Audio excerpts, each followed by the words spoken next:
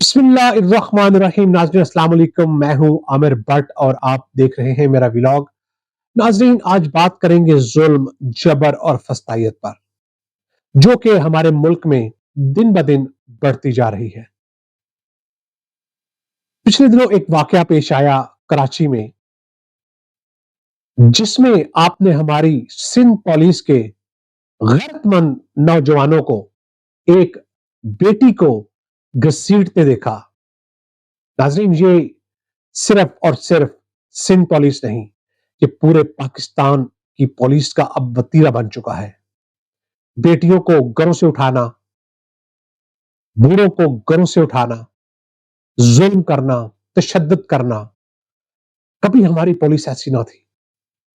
आखिर क्यों? आखिर क्यों हमारी पुलिस इस हद तक जा चुकी है? क्या इनके घरों में मां, बहन, बेटियां नहीं है? लाजमन है। और ये उनकी कैसे इज्जत करते हैं? ये वो लोग हैं नाजरीन, जो आप इन वीडियोस में, इन तस्वीर में जब देखते हैं, और इनको जब देखते हैं तो ये अपने ज़हन नशी कर लिया करें, जिस तरह ये इस मुल्क की बेटी, इस मुल्क की मां, इस मुल्क के बुजुर्ग बच्चे के साथ करते हैं, ऐसी ही ये तरबियत अपने घर से लेकर आते हैं। क्या ऐसा ही वो अपने भी घर के बच्चों, बुजुर्गों और औरतों के साथ करते हैं? मुझे यकीन है हर किस नहीं। तो आखिर इनकी क्या मजबूरी है कि ये इस हद तक बढ़ जाते हैं कि इनको मां, बहन, बेटी किसी में भी कोई तमीज नहीं रहती। आज एक और दर्दनाक वाकया पेश आया लाहौर में, एक निजी कॉलेज में। तो इन दो मौजू पर बात करेंगे। आपसे गुजारिश है कि मेरे चैनल को ज्यादा से ज्यादा सब्सक्राइब करें, शेयर करें और बेल आइकॉन का बटन दबा दें, ताकि मेरी तमाम वीडियोस आप तक बर वक्त पहुंच सके। तो शुरू करते हैं आज जो कल वाकया सबसे पहले पेश आया कराची में। इसको वी न्यूज ने जैसे रिपोर्ट किया, एज इट इज मैं आपको बताने की कोशिश करूंगा।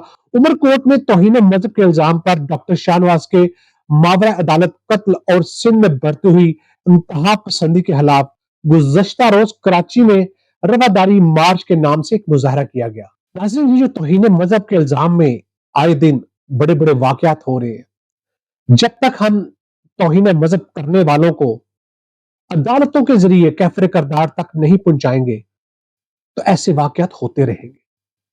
और जब तक किसी झूठे को मजहब तौहीन लगाकर आप कत्ल कर देंगे, तो ऐसे कत्ल करने वालों को भी जब तक आप कैफरे करदार तक नहीं पहुंचाएंगे, तो मजहब के नाम पर हम एक दूसरे को ऐसे ही मारते रहेंगे। वी न्यूज के मुताबिक मार्च के शुरा को पुलिस ने गिरफ्तार किया। इसमें एक डॉक्टर थी। इसी मार्च में एक डॉक्टर की वीडियो जो बहुत वायरल हुई, मैं आपको उसकी तस्वीर तो आप मेरे स्क्रीन पर देख रहे होंगे। कॉपीराइट्स की वजह से मैं आपको वीडियो नहीं दिखा सकता। इस सड़कों के ऊपर किस तरह एक औरत को, एक बेटी को, एक बहन को घसीटा जा रहा है। ये वो डॉक्टर जिसका नवैया तौर पर बताया जाता है कि यूके से पढ़कर आई और अपने वतन की खिदमत के लिए वापस पाकिस्तान में आई। नाज़रीन, पाकिस्तान पीपल्स पार्टी की हुकूमत में आज के दौर में जो कुछ जुल्म और जबर सिंध से लेकर हर सूबे में किए जा रहे हैं, पाकिस्तान पीपल्स पार्टी कभी भी ऐसे जुर्म और फस्तायत के साथ खड़ी नहीं हुई थी। तो आज क्या मजबूरी है कि ये ऐसे जुल्म और जबर के साथ खड़े हैं? इसी के ऊपर आसमा शराजी, जो कि एक सीनियर एंकर भी है, जर्नलिस्ट भी है, उनकी एक ट्वीट आपके सामने मैं पढ़ूंगा। वो कहती है कि सिंध की धरती ने हमेशा रवादारी की हमायत की, पीपल्स पार्टी सियासी तहम्मुल की प्रचार रही। फिर क्या वजह है कि कल पुरअमन मुजाहिरीन पर तशद्दुद हुआ और डॉक्टर रोमासा जामी को सड़कों पर घसीटकर भयानक चेहरा दिखाया गया? सिंध सियासी शऊर और हकूक की आगाही रखता है। ऐसे माशरे में नफरत फैलाने वाले खुलेआम घूम रहे हैं और पढ़े लिखे अमन के ख्वाहिशमंद लोगों पर डंडे बरसाए जा रहे हैं। یہ ناقابل قبول ہوگا. پیپلز پارٹی حکومت کو ذمہ داروں کے خلاف سخت اقدامات کرنے چاہیے. ناظرین، آج ایک واقعہ لاہور میں رپورٹ ہوا جہاں پر مبینہ طور پر ایک کالج کے سیکیورٹی گارڈ کا ایک بچی کے ساتھ مبینہ زیادتی کا معاملہ سامنے آیا. کب تک ہم اپنی بچیوں، اپنی ماؤں بہنوں کے ساتھ ایسا ظلم دیکھتے رہیں گے اور چپ ٹھانیں گے؟ کب تک؟ اس کا جواب آپ نے خود ڈھونڈنا ہے کہ ہم نے کب تک اس جبر، ظلم اور فسطائیت کو پروان چڑھتے دیکھنا ہے. آج یہ کسی اور کی بیٹی ہے، کل کو میری اور آپ کی بھی اللہ نہ کرے بیٹی کے ساتھ یہ ہو سکتا ہے. مبینہ طور پر یہ جو زیادتی کا واقعہ پیش آیا، اس میں لاہور پولیس کا جو کہنا ہے وہ میں آپ کو ایز اٹ از بتا دیتا ہوں. ڈیلی پاکستان نے اس کو شائع کیا ہے. انہی کی وساطت سے میں آپ کو انہی کی ویب سائٹ کے اوپر سے پڑھ کر بتا رہا ہوں. لاہور پولیس نے نجی کالج میں طلبہ سے مبینہ زیادتی کے واقعے کی تاحال تصدیق سے گریز کیا ہے، جبکہ واقعہ پر طلبہ نے شدید احتجاج کیا.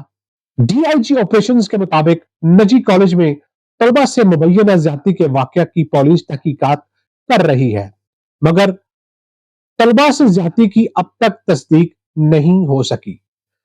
جب سے 4 سے 5 نجی ہسپتالز میں طلبہ کے داخلے کا کوئی ریکارڈ نہیں ہے. ڈی آئی جی آپریشن کا یہ بھی کہنا تھا کہ سیکیورٹی گارڈ کو پولیس نے تحویل میں لے رکھا ہے، لیکن وہ واقعہ سے انکاری ہے. ان کا کہنا تھا کالج کے اندرونی حصوں کے کلوز سرکٹ کیمروں سے بھی کوئی شباہت نہیں ملے، لہٰذا طلبہ افواہوں پر یقین نہ کریں. اگر کوئی متاثرہ طلبہ ہے تو وہ پولیس کو بتائیں، پولیس تعاون کرے گی.